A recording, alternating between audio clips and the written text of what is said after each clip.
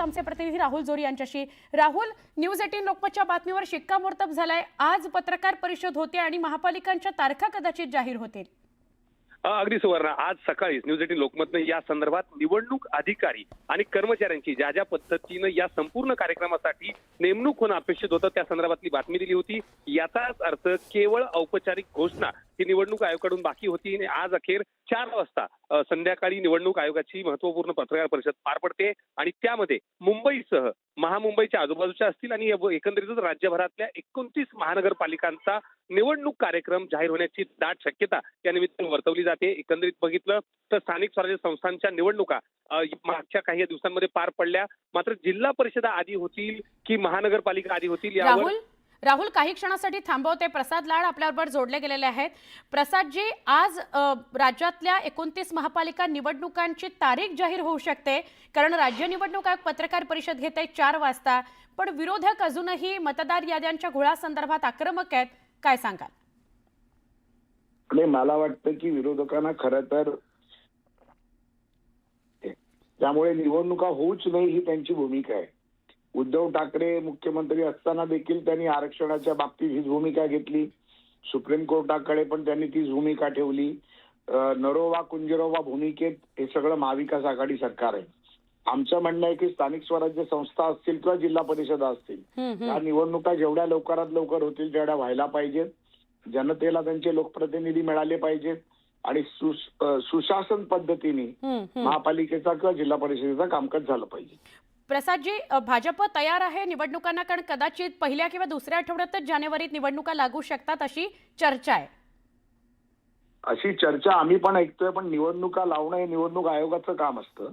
त्यामुळे निवडणूक आयोग जेव्हा कधी निवडणुका लावतील तर भारतीय जनता पार्टी ही कार्यकर्त्यांची पार्टी आहे। सातत्याने कार्यकर्ता 24/7 बाय 365 डेज हा कामात असतो, जनतेच्या सेवेत असतो। त्यामुळे निवडणुकांसाठी बाहेर पडणारा भारतीय जनता पार्टी किंवा महायुती पक्ष नाही, हा जनतेचे पक्ष आहेत। त्यामुळे आम्ही निवडणुकीला सर्वच तयार आहोत। पण प्रसादजी, आता किशोरी पेडणेकर बोलताना म्हणाल्या की हे जे काही दुबार आणि तिबार म्हणजे 2 स्टार 3 स्टार लावण्याचं महापालिका म्हणतीये तर तो सगळा फार्स आहे आणि आम्हाला राज्य निवडणूक आयोग या निवडणुकांमध्ये रेटतय।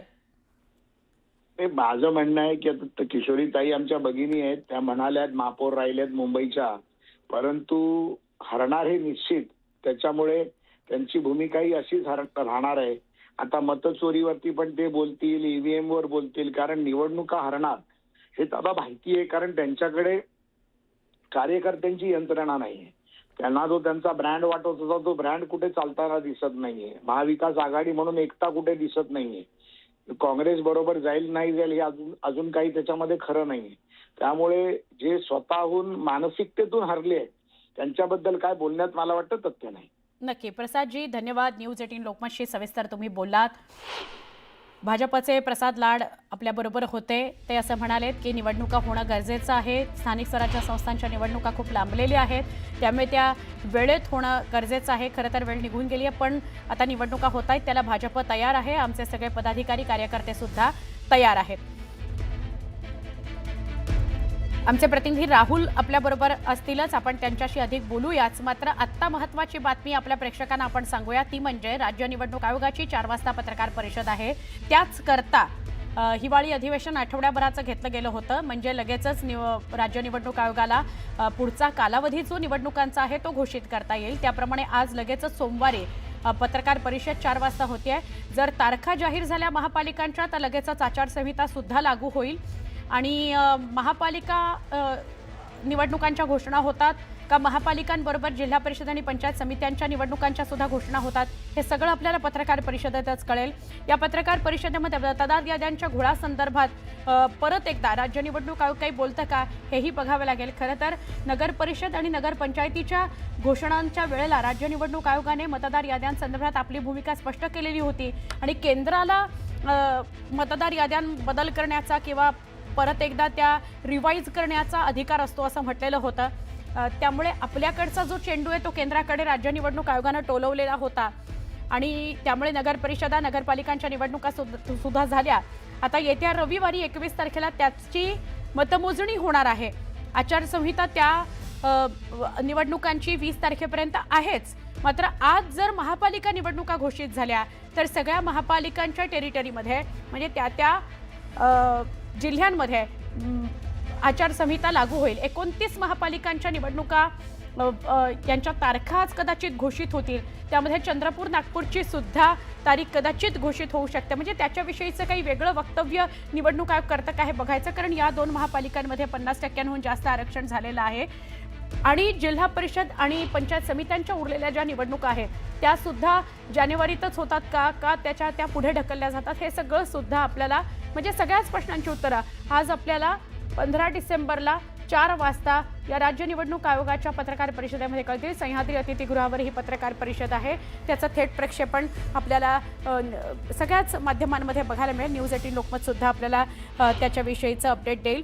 मात्र एक पुन्हा आज सिद्ध झालं की न्यूज 18 लोकमत ठामपणे आणि अचूकपणे बातमी देतं. सकाळीच आम्ही ही बातमी दिली होती की कदाचित पुढच्या 2-3 दिवसांमध्ये निवडणुकांचा कालावधी घोषित होऊ शकतो. आपल्याबरोबर आहेत भाजपचे नेते प्रवीण दरेकर, त्यांच्याशी बोलूया. प्रवीणजी, आज 4 वाजता राज्य निवडणूक आयोग पत्रकार परिषद घेत आहे आणि कदाचित महापालिकांच्या तारखा जाहीर होतील. हो, आम्ही या निवडणुकीचा आचारसंहितेचं किंवा घोषणेचं स्वागत करतो. कारण बऱ्याच पक्षाला कार्यकर्त्यांना प्रतीक्षा या निवडणुकीची होती. एकदा ती प्रतीक्षा आज संपणार आहे आणि पुन्हा एकदा या मुंबईकरांच्या हितासाठी लढून त्या ठिकाणी चांगली लोक सत्तेत येऊन त्या ठिकाणी मुंबईचा कारभार करतील अशी अपेक्षा आहे. आणि भारतीय जनता पार्टी पूर्णपणे निवडणुकीसाठी त्या ठिकाणी सज्ज आहे आणि मुंबई महानगरपालिकेवर भारतीय जनता पार्टी आणि आमच्या महायुतीचा भगवा झेंडा 100% फडकेल, त्याची आता सुरुवात होईल. हो, विरोधक मात्र थोडेसे नाराज दिसत आहेत. आता किशोरीताई बोलताना म्हणाल्या की राज्य निवडणूक आयोग अशा प्रकारच्या मतदार याद्यांमधल्या घोळाचा मुद्दा दुर्लक्षित करून निवडणुकांकडे आम्हाला रेटतंय. रडीचा डाव सुरू झालाय, यापेक्षा काय बोलणार. निवडणुकीला सामोरं जायचं, तयारी करायचं, जनतेच्या दरबारात जायचं, मागणी करायची. परंतु या ठिकाणी यांना माहित आहे पराभव समोर दिसतोय, लोकांनी यांना नाकारलंय. त्याच्यामुळे आतापासून जर अशा प्रकारे रडारड केली नाही तर उद्या पराभव झाल्यावर त्याची कारणं काय सांगायची, त्याचा प्लॅटफॉर्म ते तयार करतायत असं मला वाटतं. आणि हे जे दुबार मतदार असतील तर 2 स्टार, तिबार असतील तर 3 स्टार, हा देण्याचा जो कार्यक्रम सुरू झालेला आहे महापालिकांचा, तो म्हणजे फारसे नुसता, असंही विरोधक म्हणाले. शेवटी निवडणूक आयोग स्वायत्त आहे, त्याच्यावर आपण अशा प्रकारचा आक्षेप घेणं योग्य नाहीये. निवडणूक आयोगाकडे तक्रार करा, तक्रार नसेल तर त्या ठिकाणी आणखी आपल्याला न्यायालयाचं प्लॅटफॉर्म त्या ठिकाणी आहे. आणि त्याच्यामुळे मला वाटतं की अशा प्रकारे न्यायालयाचा पण अपमान करू नका तुम्ही, कारण न्यायालयाच्या आदेशानं या ठिकाणी सर्व होत असतं. आणि त्याच्यामुळे मला वाटतं की आपण न्यायालयावर आणि आयोगावर संविधानात निर्माण झालेला विश्वास ठेवायला पाहिजे. हो, एकच प्रश्न शेवटचा, प्रवीणजी शेवटचा एकच प्रश्न विचारते की आमच्यापर्यंत अशी बातमी आली आहे की कदाचित जिल्हा परिषद आणि पंचायत समित्यांच्या निवडणुकांसंदर्भात घोषणा उशिरानं होईल. आज फक्त महापालिकांची घोषणा होईल, तर आपले अंदाज काय सांगतात? ना, मी काय अंदाज सांगणार. निवडणूक आयोग करेल त्याला आम्ही सामोरं जाऊ, परंतु आता टप्प्याटप्प्यानं होणारच आहेत निवडणुका, ह्याही होतील. नक्की, धन्यवाद बोललात त्याबद्दल, प्रतिक्रिया दिलीत त्याबद्दल. प्रवीण दरेकर आपल्याबरोबर होते, भाजपचे नेते. ते म्हणाले कुठल्याही प्रकारचे जिल्हा परिषद पंचायत समित्यांचे अंदाज आम्ही वर्तवणार नाहीत, पण आज जर निवडणुका घोषित झाल्या तर भाजपचे पदाधिकारी, नेते, कार्यकर्ते, मंत्री सगळेजण तयार आहेत निवडणुकांना सामोरं जाण्याकरता. आणि ऑलरेडी उशीर झालेला आहे महापालिका निवडणुकांना, त्यामुळे स्थानिक स्वराज्य संस्थांच्या निवडणुका या आता होणं गरजेचं आहे. पण विरोधक मात्र रडीचा डाव खेळायला सुरुवात झालेली आहे, अशी टीकासुद्धा प्रवीण दरेकरांनी घेतली. किशोरी पेडणेकर, त्यानंतर अतुल लोंढे, मग शशिकांत शिंदे आणि आता आपण 2 भाजपच्या नेत्यांशी म्हणजे प्रसाद लाड आणि प्रवीण दरेकर यांच्याशी बोललो. या सगळ्यांच्या प्रतिक्रिया आपण बघितल्या. त्यामध्ये प्रखरतेनं उबाठानं आणि राष्ट्रवादी आणि काँग्रेसनं विरोध केलेला आहे. राष्ट्रवादी काँग्रेस शरदचंद्र पवार पक्षाचे शशिकांत शिंदे म्हणाले की निवडणुकांना सामोरं जायला आम्ही तयार आहोत, मात्र मतदार याद्यांमधला घोळ हा नक्कीच नाराजीचा सूर असेल, नाराजीचा विषय असेल. आपल्याबरोबर सुषमा अंधारे पण जोडल्या गेलेल्या आहेत. सुषमाताई, आज राज्य निवडणूक आयोगाची 4 वाजता पत्रकार परिषद होती आहे आणि महापालिका निवडणुका कदाचित घोषित होऊ शकतात. तुमचं काय म्हणणं आहे? निवडणूक आयोगाची पत्रकार परिषद ही बहुप्रतीक्षित आहे. गेली 7 वर्ष आम्ही या पत्रकार परिषदेची वाट बघत आहोत. मात्र ही जरी बहुचर्चित आणि बहुप्रतीक्षित पत्रकार परिषद असली तरी सुद्धा काही प्रश्नांची उत्तरं अजूनही आम्हाला आयोगाकडून मिळालेली नाहीत. काही बाबींमधली जी क्लॅरिटी आहे ती अजूनही आलेली नाही. मुळात मुंबईमध्ये ज्या दुबार मतदार याद्यांचा प्रश्न आहे तो अजूनही अनिर्णित आहे. त्यावर काहीही उत्तर मिळालेलं नाही. मनसे करून 4.5 लाखांपेक्षा अधिकच्या हरकती या बाबतीत नोंदवल्या गेलेल्या आहेत. आमच्या पक्षाकडून लाखो हरकती आहेत. त्यामुळे काँग्रेस, राष्ट्रवादी काँग्रेस किंवा मनसे किंवा शिवसेना आम्ही ज्या हरकती घेतलेल्या आहेत त्या हरकतींवर तुमचा काय स्टँड आहे? काय आज आयोग या सगळ्या प्रश्नांची उत्तरं देणार आहे का? ते आमच्यासाठी जास्त महत्वाचं आहे. अगदी. आणि ताई, हे जे आता दुबार मतदार असतील तर 2 स्टार, तिबार असतील तर 3 स्टार, याच्यावर तुमचा विश्वास आहे का? याने काही फरक पडेल का? म्हणजे अहो ताई, मी काय म्हणते की असे 2 स्टार आणि 3 स्टार करण्याची मेहनत घेण्यापेक्षा मुळात तुम्ही ती नावं वगळायची का बरं मेहनत घेत नाही आहात? बरोबर. हे 2 स्टार 3 स्टार करायला जर तुम्हाला वेळ मिळतोय तर नावं वगळायला का बरं वेळ मिळत नाही? मुद्दा असा आहे की राज्य निवडणूक आयोगाने जो अभूतपूर्व गोंधळ घालून ठेवलाय. खरं तर निवडणूक आयोगाने स्वतंत्रपणे 7 वर्षानंतर निवडणुका येत आहेत आणि अजूनही जर तुम्हाला ते काम नीटपणे करता येत नसेल तर हे वाईट आहे. आता मला अपेक्षा असेल, अगदी न्यूज 18 लोकमत कडून सुद्धा अपेक्षा असेल की 4 वाजताच्या निवडणुकीच्या पत्रकार परिषदेमध्ये आपल्या प्रतिनिधींकडून हा प्रश्न उपस्थित केला जावा की काय नगर परिषदांच्या निवडणुकांच्या काळात जो अभूतपूर्व गोंधळ घालण्यात आला होता. बरोबर. 3 तारखेला निकाल लागणार होता, तो निकाल 21 तारखेवर गेला. एवढ्या काळ स्ट्रॉंग रूमच्या बाहेर प्रचंड तणाव निर्माण होतोय. काय असा गोंधळ आता होणार नाही याची शाश्वती देते का आयोग? दुसरी महत्वाची गोष्ट की आरक्षणाचा जो मुद्दा आहे त्या मुद्द्यावरून पुन्हा कमी जास्त आरक्षण वाढलं राहिलं त्यामुळे पुन्हा कोर्टात जाण्याची परिस्थिती, स्थगिती अशी नामुष्की आयोगावर येणार नाही का?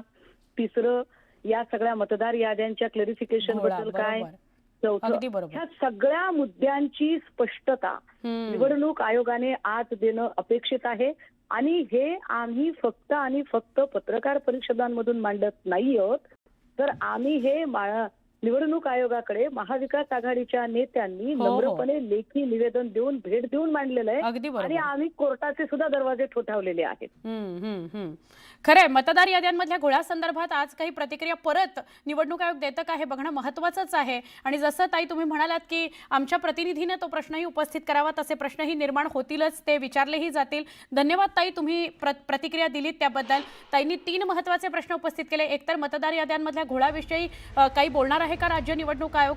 आत्ता जो काही निवडणुका नगर परिषद, नगरपालिकांच्या निवडणुका झाल्या त्यामध्ये जो काही घोळ आपल्याला बघायला मिळाला तो घोळ पुन्हा होणार नाही ना महापालिका आणि जिल्हा परिषद, पंचायत समित्यांच्या निवडणुकांदरम्यान? हे सगळं बघणं सुद्धा महत्त्वाचं असणार आहे. आणि आज या सगळ्याची उत्तरं आपल्याला मिळतात का हे बघायचं. पण आपल्याला इथे हेही सांगावं लागेल की नगर परिषदांच्या निवडणुकांची घोषणा जेव्हा होत होती तेव्हा राज्य निवडणूक आयोग काय म्हणाला की मतदार याद्यांमधला घोळ हा आमचा विषय नाही आहे. मतदार याद्या बदलणं, त्या रिवाईज करणं हे केंद्राचं काम आहे, आमचं काम नाही, असं त्यांनी स्पष्ट केलं होतं आणि चेंडू केंद्राकडे टोलवला होता. आज पत्रकार परिषद 4 वाजता निवडणूक आयोगाची. आत्ता जोडल्या गेलेल्या प्रेक्षकांना आपण पुन्हा एकदा सांगूया, 4 वाजता जी पत्रकार परिषद होईल त्यामध्ये महापालिका निवडणुकांची घोषणा होऊ शकते आणि लगेचच मग आचारसंहिताही लागू होईल जर घोषणा झाली तर. 12 ते 13 जानेवारीच्या दरम्यान मतदान होऊ शकतं. मतमोजणी त्या पुढच्या आठवड्यात होऊ शकते असं कळतंय. म्हणजे 15 जानेवारीच्या आतमध्ये महापालिकाच्या निवडणुका होतील असं कळतंय. आता वरिष्ठ सूत्रांकडून न्यूज 18 लोकमतला ही माहिती मिळाली आहे. आज उद्या कालावधी निश्चित होईल महापालिका निवडणुकांचा असं जे कळत होतं त्याच्यावर शिक्कामोर्तब मात्र झालेलं आहे.